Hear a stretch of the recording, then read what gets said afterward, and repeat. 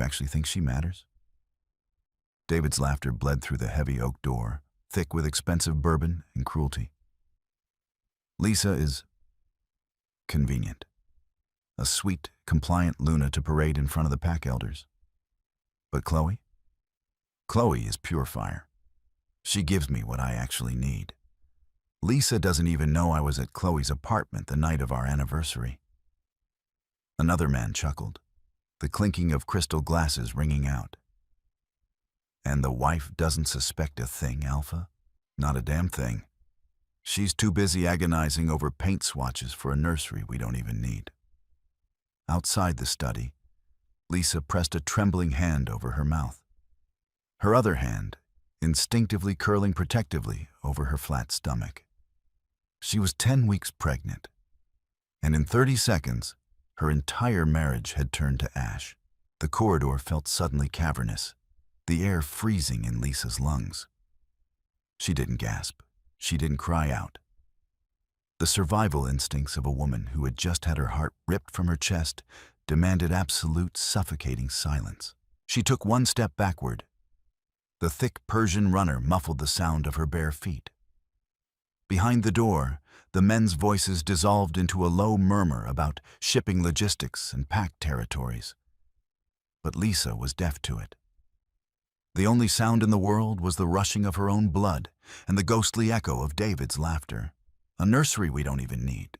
She turned and walked toward the grand staircase. Her movements were mechanical, stripped of the grace that usually defined her.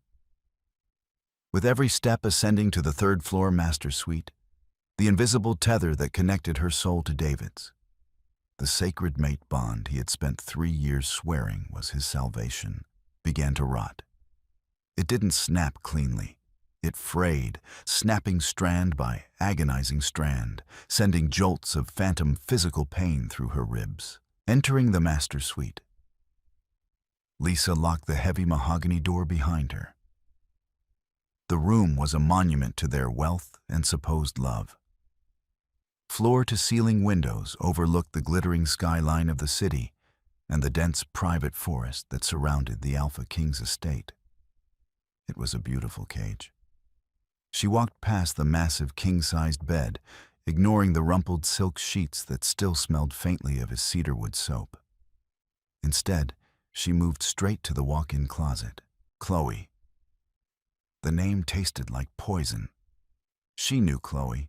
Chloe was the ruthless, sharp-smiled PR director for David's front company. Chloe, who had touched David's arm a second too long at the charity gala. Chloe, whose intoxicating, heavy floral perfume Lisa had once smelled on David's collar. He had claimed he was trapped in a cramped elevator with her. Lisa had believed him because an Alpha King did not lie to his mate. Except he had. He had lied about everything. Lisa bypassed the rows of designer gowns, the Birkin bags, and the custom-tailored coats David had bought to mold her into the perfect, untouchable Luna. Reaching the very back of the closet, she pulled down a battered canvas duffel bag. It was the bag she had brought with her the day she moved in. Her hand stopped trembling. A cold, absolute clarity washed over her, chilling her blood. She was a mother now. The tiny flutter of life in her womb needed a protector, not a woman who allowed herself to be a convenient prop for a monster's public image. She packed fast, only the essentials. 2 pairs of jeans, a few plain sweaters, sensible boots, and her toiletries. She left the diamond necklaces in their velvet boxes. She left the black card David had given her on the marble vanity.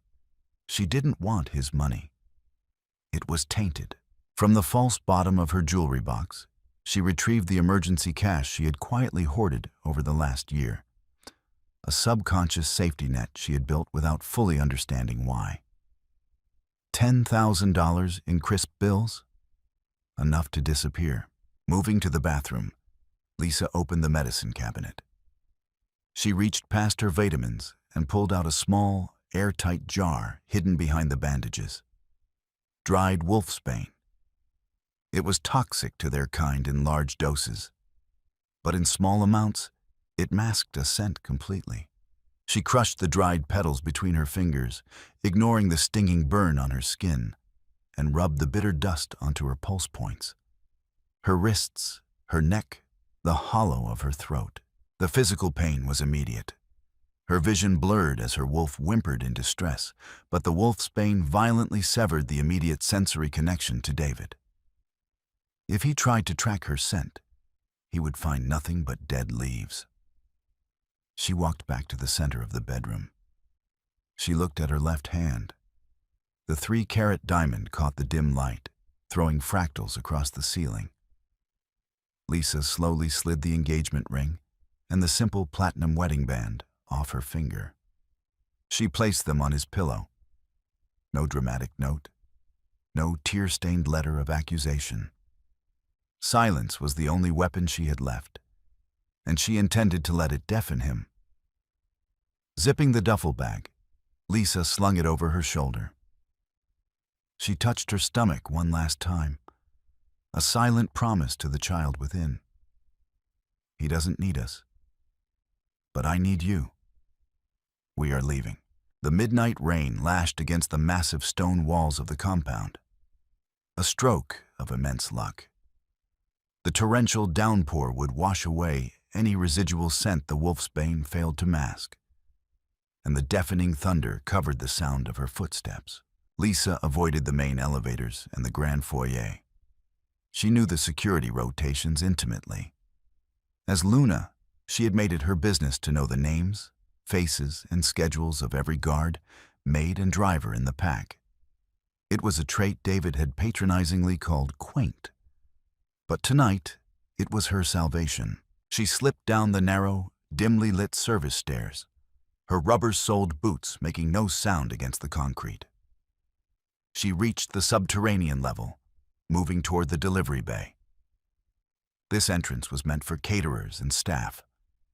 Heavily monitored by cameras, but lightly guarded by personnel at this hour. She memorized the camera blind spots months ago when she was bored and exploring. Hugging the cold, damp wall, she timed her movements with the slow sweep of the red camera lenses, darting behind concrete pillars until she reached the heavy steel exit door. Going somewhere, Luna? Lisa froze. Her heart slammed against her ribs. The sound so violent she was sure the man behind her could hear it. She slowly turned. Standing in the shadows of the loading dock, leaning against a stack of wooden pallets, was Silas. He was a beta guard, a massive man with a scarred face and cold, calculating eyes. His hand rested casually near the radio on his tactical belt. Lisa tightened her grip on the strap of her duffel bag. She forced her chin up, refusing to let him see the sheer terror threatening to break her composure. I'm leaving, Silas. Silas didn't move. His gaze flicked to the bag, then down to her hands, noticing the absence of her rings. He took a slow breath, his nose flaring slightly, though the wolf's bane clearly confused him. The Alpha hasn't authorized any departures. The gates are locked. I am not asking for his authorization, Lisa said, her voice dropping to a low, dangerous whisper she didn't know she possessed. And I am not asking for yours. If you walk out that door, he'll tear the city apart.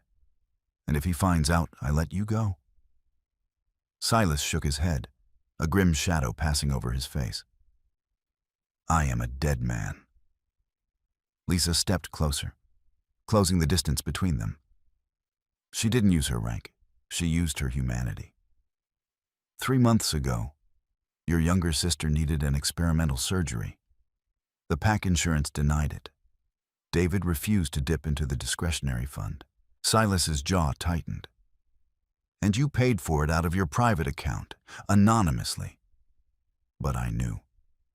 I didn't do it to buy your loyalty, Silas. I did it because she deserved to live, Lisa said, her voice finally cracking, betraying the sea of grief beneath her stoic mask. She placed her hand softly on her flat stomach. The gesture was small, but to a werewolf's sharp eyes, it was a blinding beacon. Silas's eyes widened a fraction of an inch. He stared at her stomach, the realization hitting him like a physical blow. He looked back up at her face, seeing the pale, haunted devastation in her eyes. He didn't need to ask why she was running. In their world, a pregnant mate fleeing in the dead of night meant a betrayal so profound it was unforgivable. The radio on his belt crackled. Perimeter check. Sector 4 is clear. Silas stared at Lisa for 5 agonizing seconds. The tension in the loading bay was thick enough to choke on. Then, slowly, he reached out and grabbed the heavy iron handle of the steel door. With a metallic groan, he pushed it open. The storm roared in, wind and rain instantly soaking them both. The shift change at the west gate happens in exactly 4 minutes, Silas said, his voice flat, devoid of emotion. The cameras there glitch when lightning strikes. It's an old wiring issue I haven't gotten around to fixing yet. Tears pricked Lisa's eyes, mingling with the rain blowing into her face. Thank you. Don't thank me, Luna. Run, and whatever you do. Silas looked at her with grim finality. Do not ever let him find you, because he won't understand. He will only punish. Lisa nodded once, pulled her hood up, and stepped out into the raging storm. She became a ghost, swallowed by the darkness and the rain. The headache hit David before he even opened his eyes. It was a dull, rhythmic pounding at the base of his skull, the lingering punishment of half a bottle of 20-year-old scotch. He groaned, shifting his massive frame on the mattress, reaching a heavy arm across the sheets to pull his mate close. He expected the familiar, soft warmth of Lisa's skin. He expected the calming scent of vanilla and sweet grass that always quieted the beast inside him. His hand found empty, cold cotton. David opened his eyes, squinting against the harsh morning sunlight pouring through the floor-to-ceiling windows. The curtains hadn't been drawn. Lisa always drew the curtains. Lisa? His voice was rough, thick with sleep. No answer. The suite was utterly, profoundly silent. He sat up, rubbing his face. Probably making tea, he muttered to himself. He swung his legs over the side of the bed, the cold hardwood floor grounding him. But as his senses began to clear, a strange, creeping unease settled over his skin. His inner wolf was pacing. It wasn't the usual restless energy of the morning. It was an erratic, panicked circling. David stood up and walked toward the bathroom. Lisa? The bathroom was empty. Her toothbrush was missing from the marble holder. Frowning, the unease blooming into a sharp spike of adrenaline, David walked to the walk-in closet. He flipped on the lights. At first glance, everything looked normal. Her beautiful dresses hung in neat rows. Her expensive shoes were aligned perfectly. But the negative space caught his eye. The empty hook where her favorite faded denim jacket usually hung. The missing space on the shelf where she kept her worn, comfortable boots. He turned back to the bedroom, his heart rate accelerating. He closed his eyes and pushed his consciousness outward, trying to tug on the mate bond, the invisible psychic string that tied his soul to hers. He found nothing. It wasn't just quiet. It was a dead void. It felt as though he were reaching into a dark abyss and grasping at air. A sharp pain lanced through his chest, making him stagger back a step. No, he whispered. He rushed back to the bed, tearing the duvet back. That was when he saw them. Resting perfectly in the center of his pillow, catching the morning light, were her platinum wedding band and the massive diamond engagement ring he had slipped onto her finger 3 years ago. Beside the rings was a small, glossy square of paper. David's breath hitched. His hands, which had broken men's necks without a tremor, shook violently as he reached out and picked up the paper. It was a medical ultrasound. The image was grainy, black and white, but in the center was a tiny, undeniable shape, a flutter of life. His pup. The date in the corner was from 2 days ago. David flipped the picture over. On the back, written in Lisa's elegant, sweeping handwriting, was a single sentence. "For the nursery, you don't need." The memory of the previous night crashed into him with the force of a freight train. He remembered the study. He remembered the bourbon. He remembered the arrogant, cruel words he had spat to his men, showing off, playing the untouchable king. Lisa is convenient. Chloe gives me what I need. She had heard him. A sound ripped from David's throat, a guttural, tearing roar of pure, unfiltered agony that belonged more to the wolf than the man. It was a sound of a soul breaking. He crushed the ultrasound picture in his fist, immediately regretting it, and smoothed it out against his chest. He spun around, slamming his fist into the reinforced glass of the bedside table. It shattered into 1,000 pieces, slashing his knuckles. But he didn't feel the pain. He lunged for the intercom on the wall, smashing the button that broadcasted to the entire compound security force. "Lock down the estate!" David roared, his voice booming through every speaker in the compound, shaking the walls. "Nobody leaves. Nobody enters. Find the Luna. If anyone has seen her, bring her to me now." He stood in the center of the ruined, cold bedroom, the silence rushing back in to mock him. The scent of vanilla was gone. The only thing left in the air was the metallic tang of his own blood, and the bitter, devastating realization that he had just destroyed his own world. The subterranean security hub of the Alpha King's estate was a chaotic symphony of ringing phones, shouting operatives, and the harsh blue glare of dozens of monitors. David stood in the center of the room like a statue carved from pure wrath. Blood dripped steadily from his mangled knuckles onto the pristine linoleum, but he refused the medic hovering nervously nearby. "Nothing." David's voice was dangerously quiet, a low rumble that vibrated in the chests of every wolf in the room. "You are telling me the Luna of the most powerful pack in North America simply evaporated into the rain?" Marcus, his lead tracker and right-hand beta, swallowed hard. Marcus had known David since they were pups, but looking at the Alpha now, he only saw a stranger consumed by a feral, unhinged grief. The storm washed out the external cameras at exactly 1:14 a.m. Alpha. Marcus reported, pointing to a monitor displaying static. "And the scent hounds, they're confused. We took them to the master suite to get a baseline, but the trail dies at the threshold of your bedroom. She used wolfsbane, concentrated dry powder." David closed his eyes, a fresh wave of nausea hitting him. Wolfsbane. She had intentionally poisoned her own skin just to blind his senses. The physical agony she must have endured to mask her scent while carrying their child made his chest cave in. She had planned this, or rather, she had executed an emergency protocol with terrifying clinical precision. The heavy steel door to the security hub hissed open.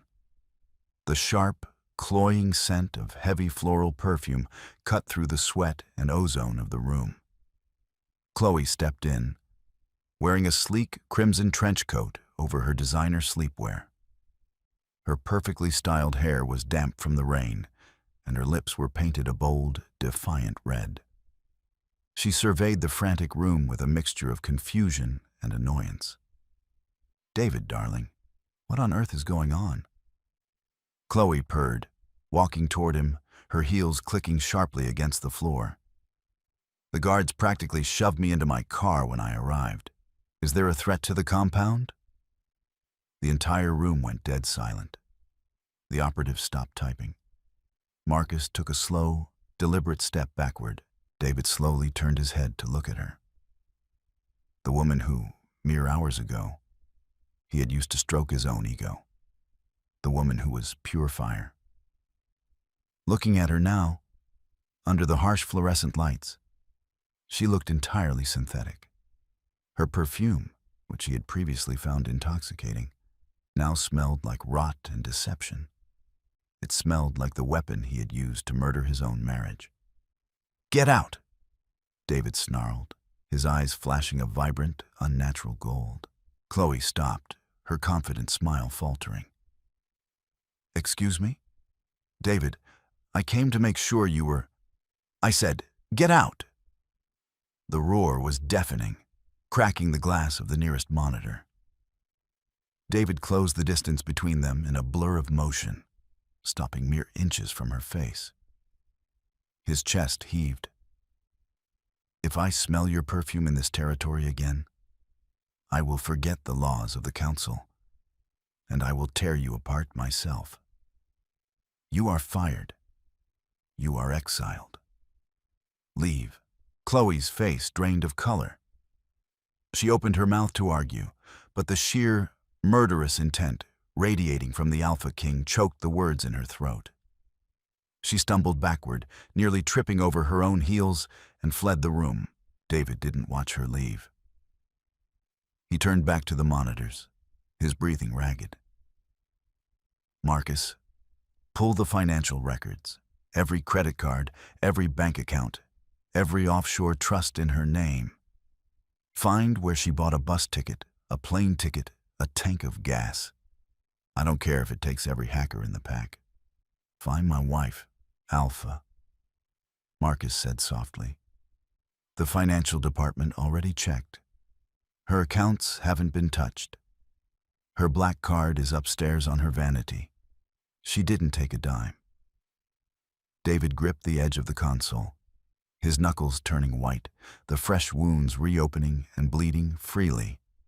She had left with nothing but the clothes on her back and the child in her womb. She didn't want his money. She didn't want him. She just wanted to be free. "Then pull the city grid," David commanded, his voice cracking with a despair he could no longer hide. "Every traffic cam, every ATM camera, every dashboard cam from here to the border. She is out there, and I will burn the world down to bring her back." 3 months later, the coastal town of Blackwood Bay, Oregon, was a place where people went when they wanted to be forgotten by the world. It was perpetually blanketed in a thick, salty fog, smelling of pine needles, wet earth, and old secrets. Lisa, now known to the locals as Sarah, wiped down the sticky laminate counter of Maggie's diner with a damp rag. Her lower back throbbed with a persistent, dull ache. At 5 months pregnant, the physical toll of carrying a werewolf pup without the ambient healing energy of an alpha mate was immense. She paused, pressing a hand to the small of her back, and took a deep breath. She wore a baggy, faded flannel shirt over a loose maternity top. Her beautiful hair chopped into a short, jagged bob she had cut herself in a motel bathroom in Idaho. There were dark circles under her eyes, and her skin lacked its usual luminous glow. But there was a fierce, unyielding strength in her posture. "Take a load off, Sarah." Maggie, the gruff but kind-hearted human owner of the diner, called out from the grill. She slid a plate of hot fries onto the pass. "You're gonna wear a hole in the floorboards. The lunch rush is over." "I'm fine, Maggie, just keeping busy," Lisa replied, offering a tired but genuine smile. Maggie didn't ask questions. When Lisa had shown up 2 months ago, shivering in the rain and asking for an off-the-books job washing dishes, Maggie had simply handed her an apron. Maggie thought she was hiding from an abusive human husband.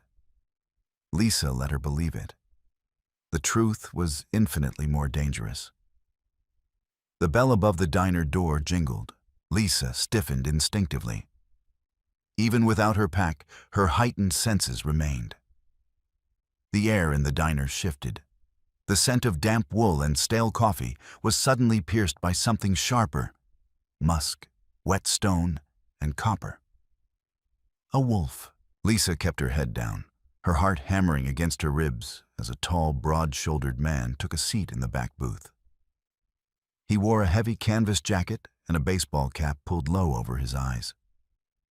He wasn't one of David's men. She would have recognized his scent.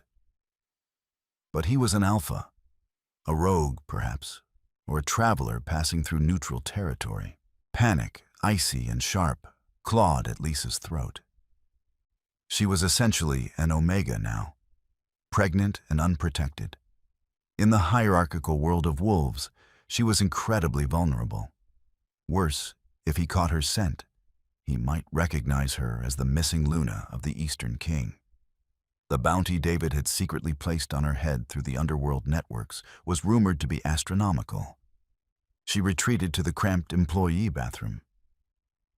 Locking the door, she leaned against the sink, closing her eyes as the baby gave a sharp, protesting kick against her ribs. "Shh, little one. We're okay," she whispered, rubbing her swollen belly.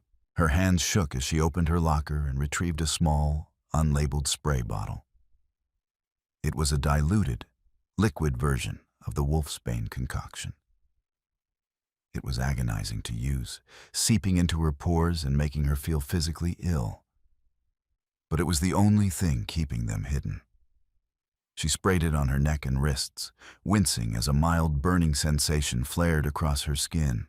Taking a steadying breath, Lisa grabbed a menu and a notepad, forcing her face into a blank, pleasant mask. She walked out to the back booth. "Coffee?" she asked, her voice deliberately flat, imitating the tired cadence of a small-town waitress. The man looked up. His eyes were a pale, striking amber. He inhaled slowly, his nostrils flaring just a fraction. Lisa held her breath, praying the wolfsbane was strong enough. The man frowned slightly, the amber in his eyes dimming. He just smelled cheap perfume, grease, and bitter herbs. The wolfsbane worked. "Just black," he rumbled, his voice grating. "And the meatloaf. Rare. Coming right up," Lisa said, turning on her heel and walking away. Her knees felt like water, but she didn't falter until she reached the safety of the kitchen. She had survived another day, but as she watched the rain lash against the diner windows, a profound, crushing loneliness washed over her. She was surviving, yes, but she was a ghost, haunting the edges of the world, terrified of the day the shadows would finally part. David's study was no longer a place of business. It was a war room of obsession. Maps covered the walls, littered with red pushpins denoting false sightings and dead ends.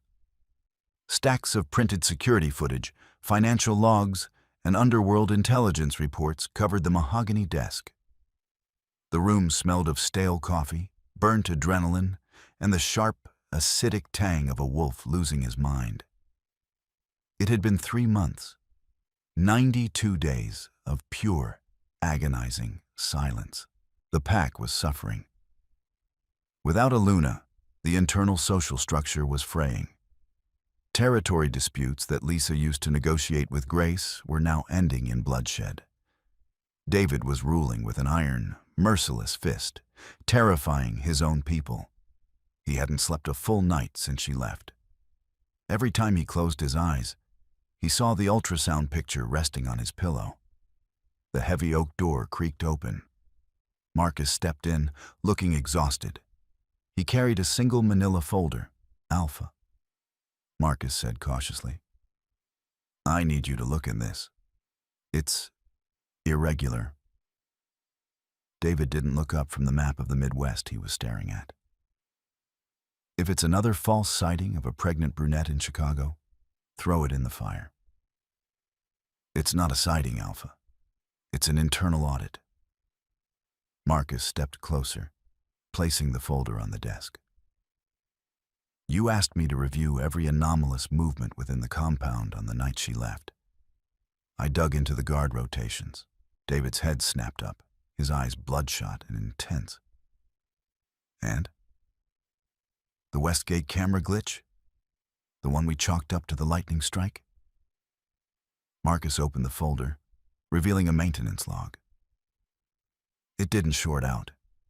It was manually overridden from the subterranean loading bay, the exact bay the Luna used to exit the main house. A low, dangerous growl rattled in David's chest. Who was stationed at the loading bay? Silas. The name hung in the air like a death sentence. David stood up slowly, the sheer magnitude of the betrayal causing the air pressure in the room to drop. A member of his own guard had helped her disappear. "Bring him to the holding cells," David whispered, the calmness of his voice far more terrifying than his rage. Now, 20 minutes later, David stood in the damp, concrete holding cell beneath the compound. Silas was chained to a heavy steel chair in the center of the room. The large beta guard didn't look afraid. He looked resigned. David walked in a slow circle around the chair. He didn't hit him. He didn't yell. The silence stretched until it was almost unbearable. "You let my wife walk out into a storm," David finally said, stopping in front of Silas. "You let her take my unborn child into the wild." Silas met the Alpha King's furious gaze without flinching. "I opened the door, Alpha." Before Silas could blink, David's hand shot out, wrapping around the guard's throat. He lifted Silas, chair and all, inches off the ground. The metal chains groaned in protest. "Why?" David roared, the beast snapping to the surface. "Give me one reason why I shouldn't rip your head from your shoulders." Silas gasped for air, his hands clawing weakly at David's iron grip. "Because she saved my sister," David froze. The rage in his eyes flickered, replaced by a momentary, stunning confusion. He dropped Silas, the chair crashing back to the concrete floor. Silas coughed violently, rubbing his bruised throat. "Your sister?" David demanded. "The experimental surgery." Silas rasped, looking up at his Alpha. "You denied the PAC funds. The Luna paid for it herself, anonymously. But I found out. She didn't want gratitude. She just wanted the girl to live." David took a step back, the revelation hitting him like a physical blow. While he had been out drinking, bragging, and sleeping with his PR director, Lisa had been quietly saving the lives of his people. She had been a true queen, while he had played the role of a selfish tyrant. She stood in that loading bay. Silas continued, his voice steadying, devoid of fear now. "She had no rings. She smelled like poison, and she looked at me with eyes so dead, Alpha. I thought she was already a ghost. She didn't leave because she didn't love you. She left because you broke her." Every word was a jagged knife twisting in David's gut. He couldn't kill Silas. If he killed the man Lisa had shown mercy to, he would be destroying one of the last pieces of her legacy in the pack. David turned away, running a trembling hand through his hair. "Lock him up, but do not harm him." As David walked toward the door, Marcus stepped inside, his phone pressed to his ear. The beta's eyes were wide. "Alpha," Marcus breathed. "We found a digital footprint. It's faint.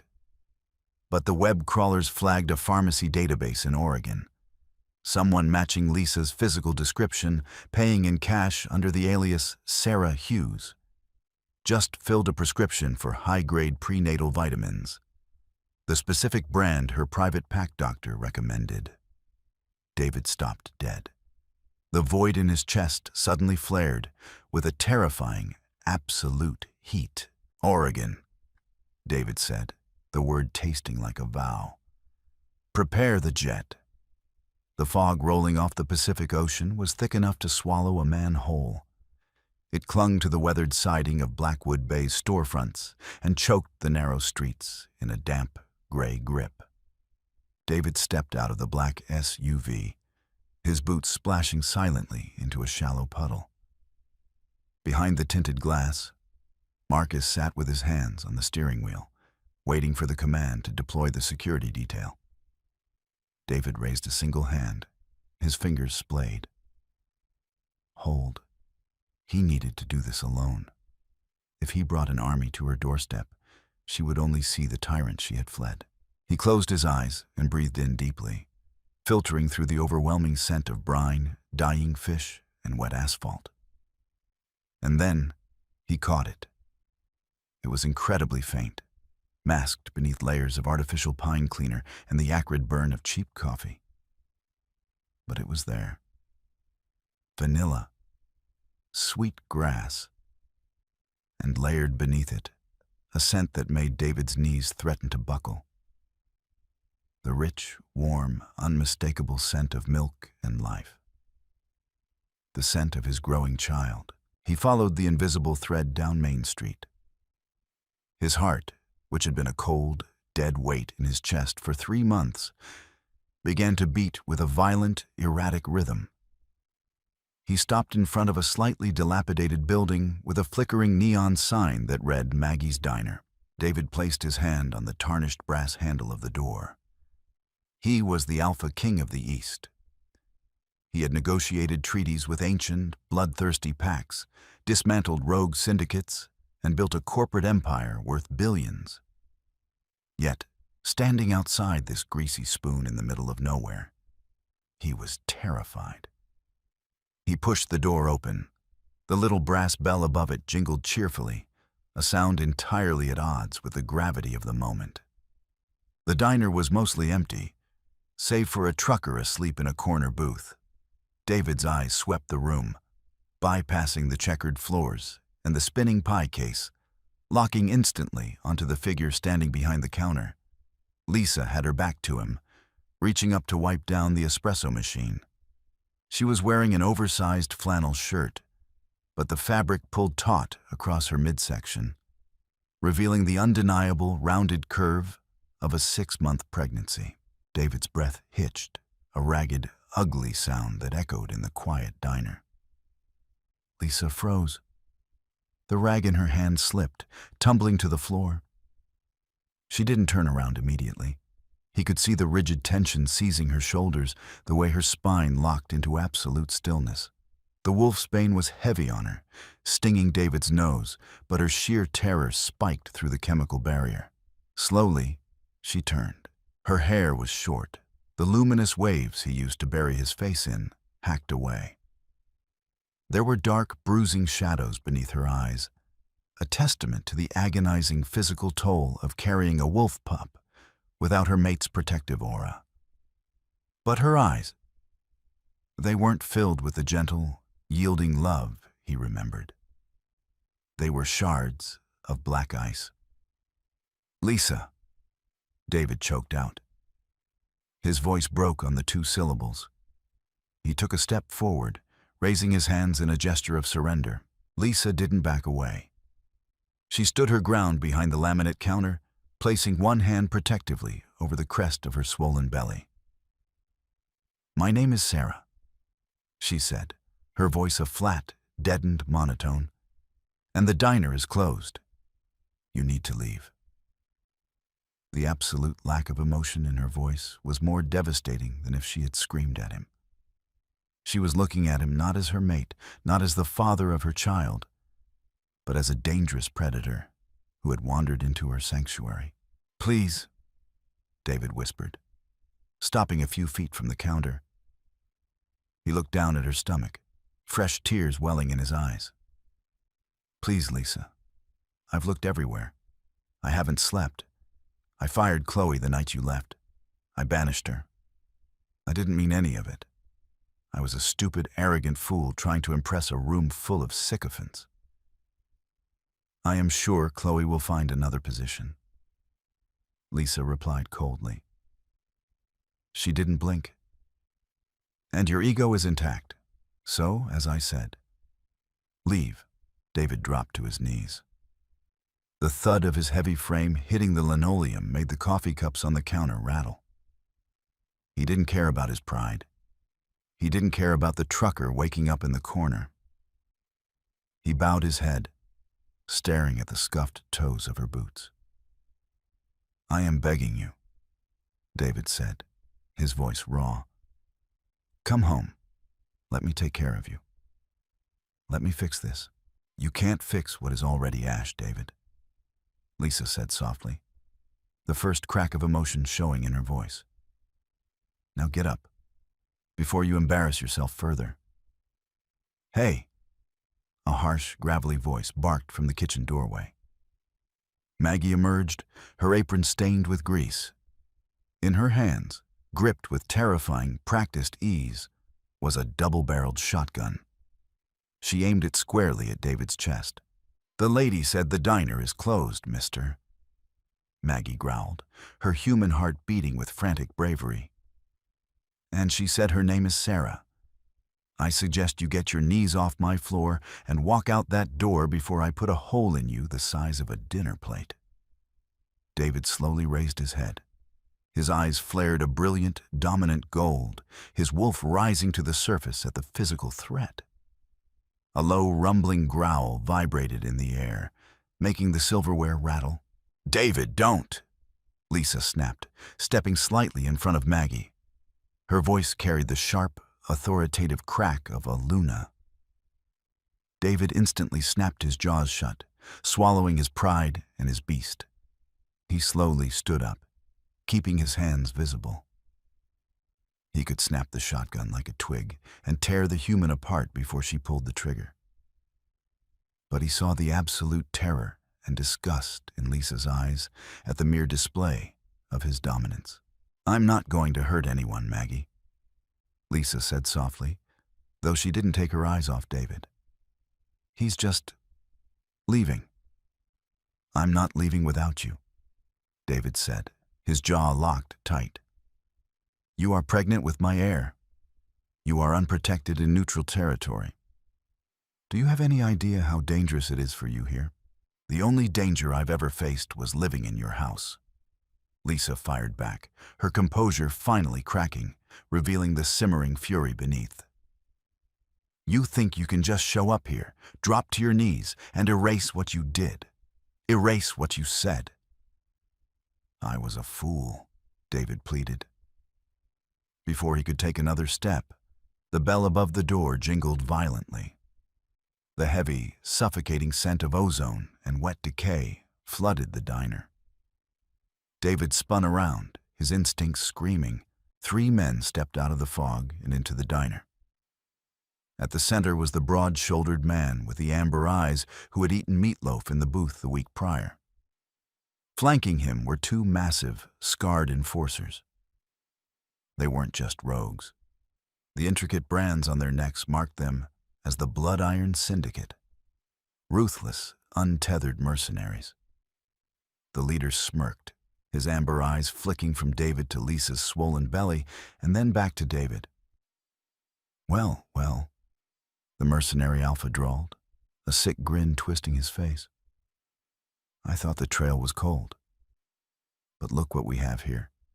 The runaway Luna and the king himself." David stepped fully in front of Lisa, his body shielding her entirely from their view. His claws extended, slicing through the tips of his leather gloves. "You are trespassing in my presence, mongrel. Walk out that door, and I will let you keep your spine." The mercenary laughed, a barking, ugly sound. "Your presence means nothing here, King. We aren't here for a territorial dispute." He pulled a crumpled piece of paper from his pocket and tossed it onto a nearby table. It was a digital bounty poster, printed from the dark web. It bore Lisa's face. "We're here to collect," the mercenary said. $10 million, transferred via offshore crypto, dead or alive.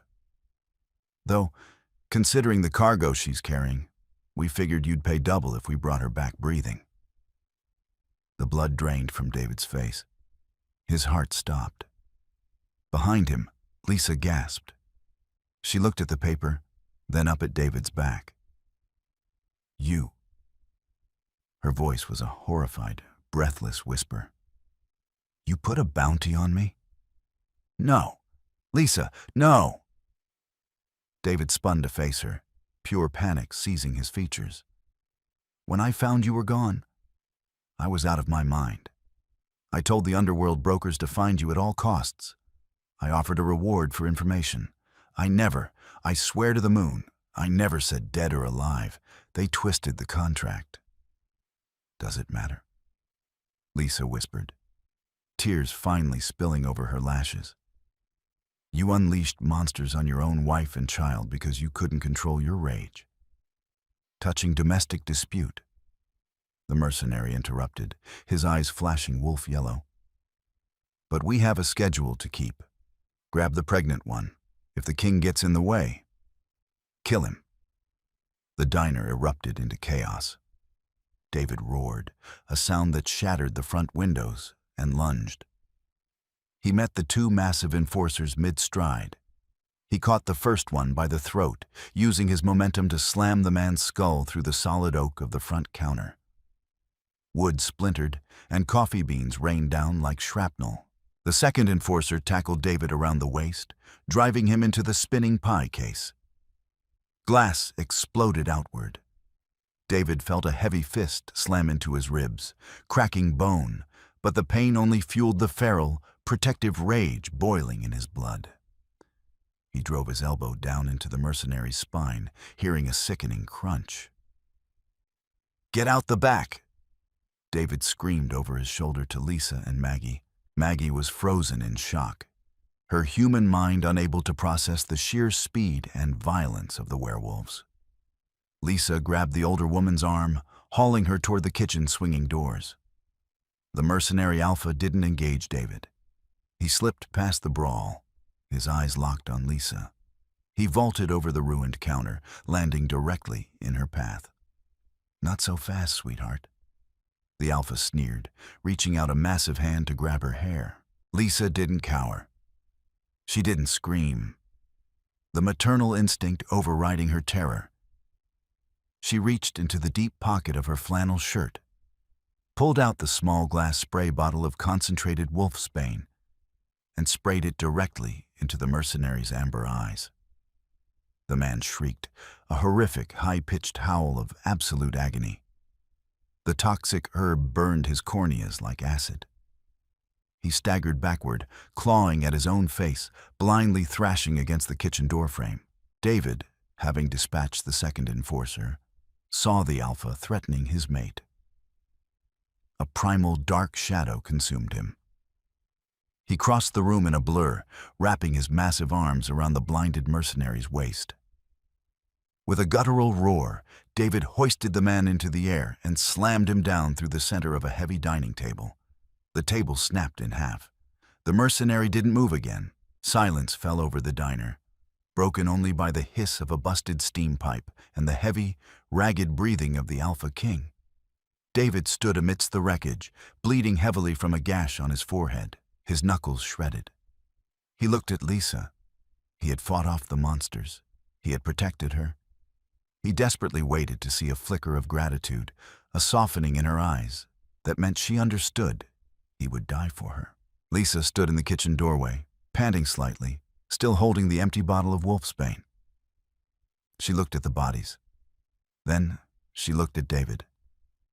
There was no gratitude, only a profound, heavy sorrow. You saved us, Lisa said, her voice trembling but resolute. From a threat that you created.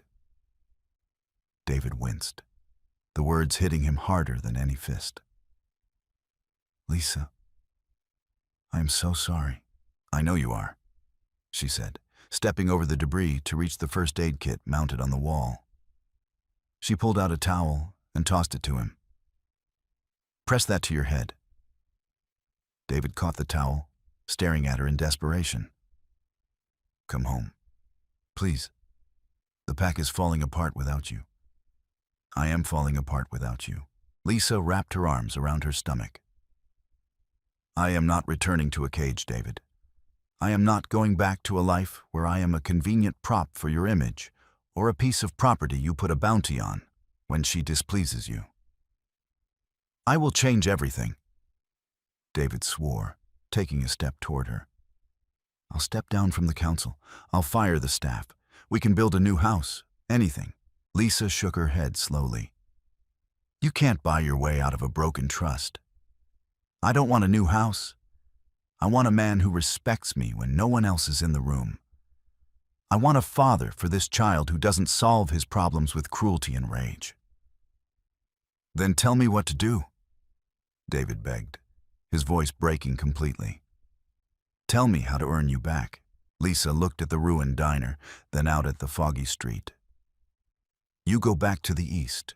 You dismantle the empire of lies you built. You lead with compassion, not fear. And you leave me here. Leave you? David gasped, the panic returning. For now, Lisa said, her eyes meeting his. For the first time, there was a tiny, fragile spark of something that wasn't hatred. I am staying in Blackwood Bay.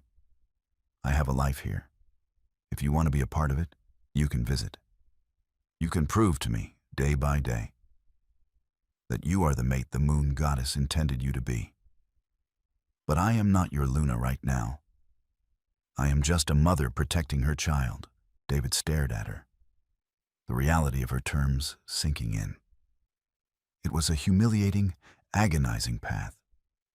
To be an alpha king commuting to a rainy coastal town, courting his own wife from scratch. But looking at her fierce, beautiful face, he knew it was the only way. Slowly, carefully, David stepped forward. He didn't try to kiss her. He simply dropped to one knee amidst the broken glass and blood. He pressed his bruised forehead gently against the curve of her pregnant belly. A moment later, a sharp, strong kick reverberated against his cheek. David closed his eyes, a single tear slipping down his face, washing away the blood. I accept your terms, he whispered to the child and to the woman who held his soul. I will earn you both back, if it takes the rest of my life. The fog of Blackwood Bay holds many secrets, but none as profound as the king who abdicated his pride for a second chance. David's journey to rebuild the trust he shattered is a long, arduous road, proving that true alpha strength lies not in dominance, but in humility and the quiet, persistent work of redemption. Lisa's unwavering boundaries saved not just her child, but ultimately the soul of the man she loved. If this story of heartbreak, fierce maternal protection, and hard-earned redemption moved you, please like, share, and subscribe for more dramatic and emotionally gripping fiction. Your support helps bring more powerful cinematic stories to life.